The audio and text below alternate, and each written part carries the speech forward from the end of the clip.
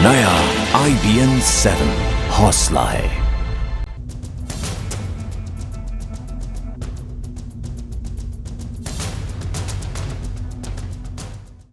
नमस्कार। नेपाल में विनाशकारी भूकंप के 5 दिन बाद कैसे पटरी पर लौट रही है जिंदगी, लाशों और मलबे के बीच कैसे मिल रहे हैं जिंदगी के निशान, और कैसे इस त्रासदी ने इस देश को पुनर्निर्माण के लिए कर दिया है एकजुट। यही है हमारी आज की स्पेशल रिपोर्ट। मैं हूं नीरज गुप्ता और अपने 5 रिपोर्टरों के साथ मैं तबाही के 5 दिन बाद आपको दिखाऊंगा नेपाल की नई सुबह।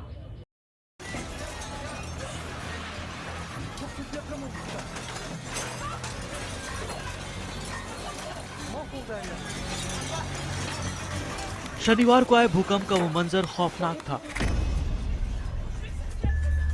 5000 से ज्यादा मौतों की पुष्टि हो चुकी है। गिनती अभी भी जारी है। कुछ सेकंड के भूकंप के बाद नेपाल में जिंदगी बरसों तक कांपती रहेगी। भूकंप के बाद नेपाल कैसे खुद को संभाल रहा है, यही जानने के लिए हम काठमांडू के तूड़ीखेल कैंप पहुंचे। यह नेपाल का सबसे बड़ा राहत कैंप है। यहाँ हमारी नजर 10 बाई 10 के एक टेंट पर पड़ी। इस छोटे से टेंट में 3 परिवार के 12 लोग एक साथ रह रहे हैं। खाना, गैस जैसे रोजमर्रा का सामान भी उनके साथ है। यहीं हमें संजय मिले। भूकंप में संजय का घर बच गया, लेकिन जिंदगी ऐसी डगमगाई कि राहत कैंप बसेरा बन गया। हमारे घर के आगे का 3 घर टूट गए हैं, टोटली डैमेज है। सो इसलिए हम वहाँ जा नहीं पा रहा है। आप मुझे अपना घर दिखाने ले चलेंगे? ओके, चलिए। कितनी दूर है? गाड़ी से जाने में ठीक नहीं होगा? 2 मिनट लगा। तो आप लोगों के सामने के जो 2 घर 3 घर टूट गए। कैंप से करीब 3 किलोमीटर चलने के बाद हम संजय के घर के बाहर पहुंचे तो हमारे होश उड़ गए। संकरी गलियों से गुजरने के बाद जब हम इस जगह पर पहुंचे तो चारों तरफ तबाही का आलम, मलबे में तब्दील हो चुके घर थे। संजय, आपका घर कौन सा है? ये ब्लू कलर वाला। यहाँ इस तरफ इनका घर है। हालांकि ये नीले रंग का जो घर नजर आ रहा है, ये घर सुरक्षित है, लेकिन इस घर में जाने के तमाम रास्ते बंद हो चुके हैं। संजय और उनका परिवार अपने घर की हालत देखकर यहाँ ज्यादा देर नहीं रुक पाया। उन्होंने हमसे लौटने को कहा। हम तो टीवी न्यूज रेडियो पे सुन नहीं पा रहे हैं। 4 दिन हो गए हैं टीवी से। सर थोड़ा धीरे है। इसलिए हमको तो कुछ भी नहीं पता है। राहत और बचाव देखकर लोगों का दुख दर्द सुनकर हम कैंप में लौटे तो यहाँ भूकंप का एक और झटका हमारा इंतजार कर रहा था। हैरानी की बात है कि जब हम लोग वापस पहुंचे तो संजय के परिवार का वो बसेरा भी उजड़ चुका था। उन्हें नेपाल आर्मी ने दूसरी तरफ कैंप के दूसरे हिस्से में चले जाने के लिए कहा था। इसी तरह संजय की ही तरह हजारों लाखों परिवार खाना बदोश की जिंदगी बिताने को मजबूर हैं। चंद सेकंड का भूकंप आम आदमी को झटकों के ऐसे ही सिलसिले में छोड़ जाता है, लेकिन जिंदगी का भी अपना अंदाज है जो हर झटके बाद धूल झाड़ते हुए उठ खड़ी होती है। जिंदगी का एक ऐसा ही चेहरा 6 साल की सुष्मिता है। काठमांडू के बीर अस्पताल के ट्रॉमा सेंटर में वो लेटी है, लेकिन उसे यकीन है कि वो फिर से दौड़ेगी, जैसे तब दौड़ रही थी जब भूकंप आया। बहुत जोर से भूकंप आया था। उसके बाद वो अंदर दौड़ के भाग के अंदर जा रही थी। उसके बाद वो वाल गिरकर उसको वहीं पर दबा दिया। 36 घंटे बाद मलबा हटा तो सुष्मिता बेहोश थी, लेकिन उसकी सांसें चल रही थी। माता पिता फौरन ही उसे काठमांडू के अस्पताल ले गए। सुष्मिता का ऑपरेशन होना बाकी है, लेकिन वो खतरे से बाहर है। काठमांडू के अस्पताल में हमें कृष्ण श्रेष्ठ भी मिले। जब नेपाल का धरहरा टावर गिरा तो कृष्ण के परिवार वाले उसके नीचे आ गए। मौत की लंबी फहरिस्त में उनका भी नाम है, लेकिन चमत्कारिक रूप से बच जाने वाले लोगों की छोटी सी फहरिस्त में अब कृष्ण भी शामिल है। I was fallen down from top of the tower to the land. अस्पताल वो जगह है जो मौत के बीच नेपाल को जिंदगी की उम्मीद दे रहे हैं। बीर अस्पताल ट्रॉमा सेंटर का उद्घाटन प्रधानमंत्री नरेंद्र मोदी ने अपनी नेपाल यात्रा के दौरान किया था। अब ये जख्मी लोगों के लिए लाइफलाइन बन गया है। प्रभाकर कुमार के साथ नीरज गुप्ता, काठमांडू, IBN 7। भूकंप के बाद होने वाले रेस्क्यू ऑपरेशन जबरदस्त ट्रेनिंग और हिम्मत की मांग करते हैं। मेरे सहयोगी मनोज सिंह ने काठमांडू के दरबार स्क्वायर में चल रहे राहत और बचाव के काम को न सिर्फ कैमरे में कैद किया, बल्कि उन चुनौतियों को खुद भी महसूस किया। देखते हैं ये स्पेशल रिपोर्ट।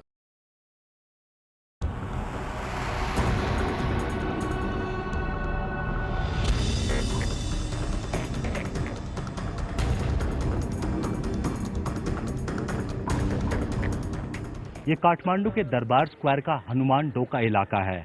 शनिवार को आए भूकंप में यहाँ पर भी काफी तबाही मची। नेपाल और जापान की रेस्क्यू टीमें यहाँ पर इस वक्त इस हनुमान डोका इलाके में राहत और बचाव का कार्य करने में जुटी हुई हैं। नेपाल के जो नौजवान हैं, नेपाल का जो यूथ है, वो इस सिचुएशन को अपने काबू में लेना चाहता है और इस वक्त इस पूरे इलाके में जो वड़ा युवा क्लब है उसके सदस्य यहाँ पर आए हुए हैं और वो अपने भाइयों की मदद के लिए यहाँ पर उतर चुके हैं।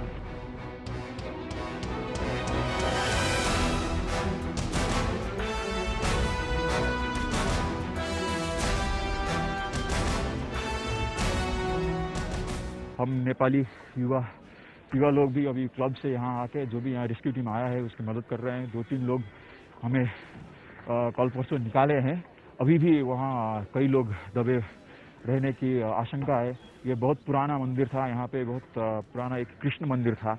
गवर्नमेंट अपनी जगह में काम कर रहा है, लेकिन शायद हमारा गवर्नमेंट इस लेवल की जो आपत्ति आए है उसके लिए प्रिपेयर्ड नहीं था।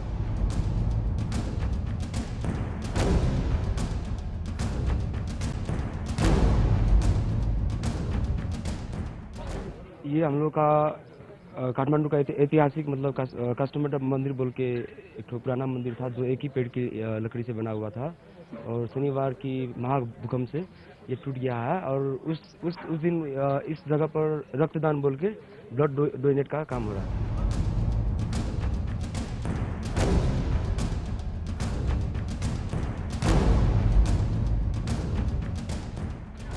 ये भी हम लोग का एक काठमांडू का बहुत बड़ा मंदिर था जो काष्ठ मंडप के सामने में था और यहाँ पर जो है हम लोग का एक महापर्व होता है इंद्र यात्रा बोल के, जिसपे जो इंद्र यात्रा बोल के पर्व होता है वो 7 दिन का होता है और यहाँ पर 10 अवतार भगवानों का 10 अवतार का यहाँ पर रूप दिखाया जाता था।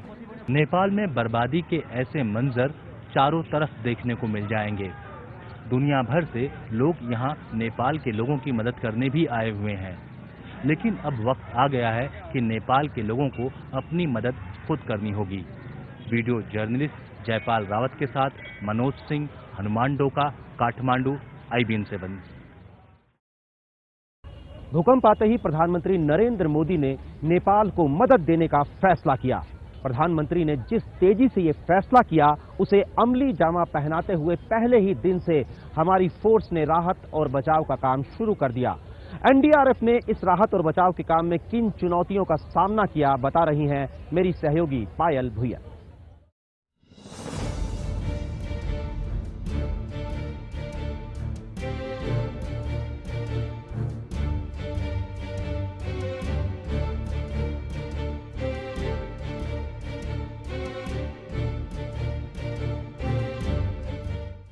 छह मंजिला इमारत थी जो कि पैनकेक शेप में, पैनकेक शेप यानी एक के ऊपर एक जो है उसके जो फ्लोर्स हैं वो गिर गए। यहाँ पर अभी भी आशंका है कि 25 से 26 लोग अब भी यहाँ पर दबे हो सकते हैं। NDRF की टीम ने यहाँ से सुबह से 10 डेड बॉडीज निकाल चुकी है। काठमांडू के शोभा भगवती के आसपास एक तरफ NDRF की टीम राहत और बचाव कार्य में जुटी है, तो दूसरी तरफ ब्रिज के एक कोने पर NDRF के वो जवान आराम कर रहे थे जो कुछ ही वक्त पहले राहत कार्य से लौटे थे। एक छोटे से टेंट में एक साथ 16 जवान रहते हैं। ये इसका जो छत है अलग होता है और ये मेन एंट्रेंस अलग है और बैक अलग है और इसका यहाँ पर एक डॉग स्क्वाड है, साथ ही एक रेस्क्यू रिलीफ मेडिकल टीम। हाँ जी, SRM, search rescue and medical. छोटे से टेंट में जिंदगी बहुत मुश्किल होती है। टेंट में राहत बचाव के औजार होते हैं, ट्रांसमीटर होते हैं। रेस्क्यू ऑपरेशन के दौरान जवानों की जिंदगी एक टेंट में ही सिमट जाती है। तो ये खाना है, खिचड़ी बना रखी है, आसानी से बन जाती है, इसीलिए खिचड़ी शायद यहाँ पर बनाई जाती है ना? टाइम वेस्ट ना हो इसलिए हमने अपनी कुकिंग मटेरियल सब कुछ रखा है इवन सिलेंडर्स वगैरह हमें यहाँ से मिल गया था। हमको अपना टास्क पूरा करना होता है, जो हमें एक टास्क दिया होता है फोर्स की तरफ से, जिसके लिए हम लोग जॉब कर रहे हैं। बस हम अपना टास्क करते हैं। घर वालों को हमने पहले ही बता रखा है कि हमारी चिंता मत करिए। इन्हीं टेंट में ही बचाए गए लोगों का इलाज भी किया जाता है। मेडिकल कैंप में मैम सब तरह के पेशेंट आते हैं। जैसे अभी जो डिजीज है, ज़्यादातर हमारे पास जो केस आते हैं वो उसके आते हैं, वोमिटिंग के आते हैं, डायरिया के आते हैं, और फिर उसके फ्रैक्चर वगैरह के आते हैं। तो उनको ड्रेसिंग करनी, उनको इंजेक्शन वगैरह, वो सारी चीज़ वो करते हैं। टेंट की जिंदगी देखने के बाद अब हम वहां बढ़ चले हैं जहां राहत और बचाव कार्य जारी है।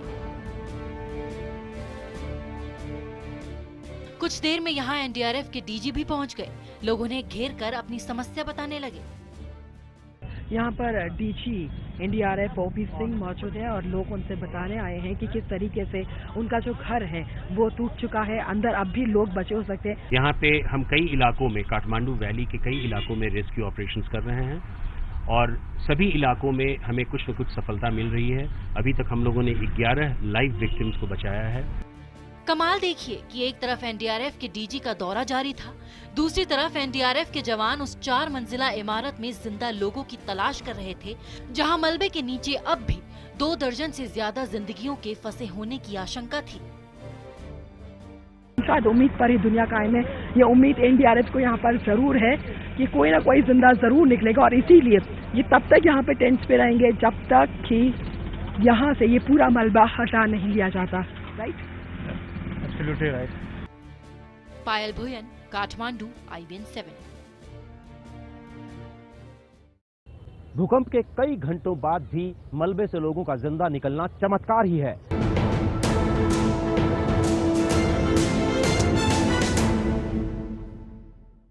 नेपाल से आप देख रहे हैं 5 रिपोर्टर्स की जुबानी भूकंप के 5वें दिन का हाल। मौत के अंधेरे के बाद निकलता जिंदगी का नया सूरज। लोग अब भी डरे हुए हैं, लेकिन उनमें हिम्मत लौटने लगी है और वो फिर से नेपाल को बनाने में जुट गए हैं।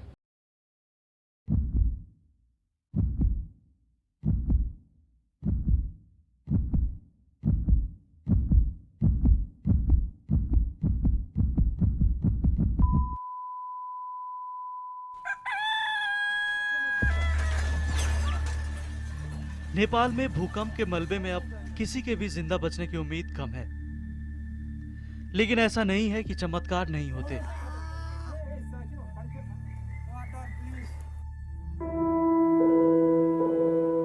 नेपाली सेना ने नेपाल के भक्तपुर में भूकंप के 22 घंटे बाद मलबे के भीतर से 4 महीने के बच्चे को सुरक्षित निकाला। काठमांडू से फ्रांसीसी बचाव दल ने 27 साल के ऋषि खानल को जिंदा बचाकर अस्पताल पहुंचाया। वो 3 दिन तक मलबे में दबा रहा। अगल बगल लाशें थी, होंठ सूखकर फट चुके थे, नाखून सफेद पड़ गए, लेकिन ऋषि ने हिम्मत नहीं हारी। आवाज बाहर का अंदर का आवाज बाहर नहीं जाता। वो तो पत्थर मार मार के आवाज कर लिया तो पता लगा। हर कोई ऋषि की तरह खुशनसीब नहीं था। गोरखा जिले के बरपट गांव में 70 लाशें निकाली जा चुकी हैं। यहाँ 95% घर तबाह हो गए। हर तरफ तबाही का मंजर है। इस गांव में लगभग 1470 घर हैं, जिसमें से 1450 की हालत लगभग कुछ इस तरह की है। कई जगहों पर देखेंगे पूरी बिल्डिंग ढह गई है, कई जगहों पर बिल्डिंग की छतें टूट गई हैं। इस गांव में जिंदगी थम सी गई है, लेकिन जहां जिंदगी सांस ले रही है वहां भी जबरदस्त डर है। काठमांडू में सहमे हुए लोग शहर छोड़कर दूर निकल जाना चाहते हैं। जितनी भी लाइन्स यहाँ पर हैं वो 3 से 4 किलोमीटर लंबी यहाँ लाइन है, और ये लाइन इसलिए लगी है क्योंकि ये जो सारे लोग हैं ये काठमांडू से बाहर जाना चाहते हैं। यहाँ पर सब कुछ पानी या हवा पानी सब कुछ का प्रॉब्लम होने लगा, इसलिए दुर्गंधित या इधर उधर सब कुछ प्रॉब्लम होता है, इसलिए हम यहाँ से जाना चाहते हैं। इस डर को दूर करने के लिए नेपाल में भारत समेत कई देशों के राहत बचाव दल दिन रात जुटे हुए हैं। काठमांडू में हमने चीन के ऐसे ही एक राहत दल से बात की। We go to the other camping and some people need help. They have give him the medicine or the. So is the rescue thing over now? We are rescue team, but I think that the rescue work is over. डर के बीच उम्मीद का यही जज्बा नेपाल के Kantipur television network ने भी दिखाया। भूकंप में दफ्तर तबाह हो गया। अब सड़क के किनारे ही स्टूडियो है, एंकर है, कैमरा है, एक्शन है और है खबरों का सिलसिला। It's very difficult. You are saying all this thing, and people have so many expectations that how they operate, how do they work. But right now we are operating from the street. तबाही के बाद यही जज्बा बर्बाद हो चुके नेपाल को उम्मीद और हिम्मत दे रहा है। नेपाल से ब्यूरो रिपोर्ट, IBN 7।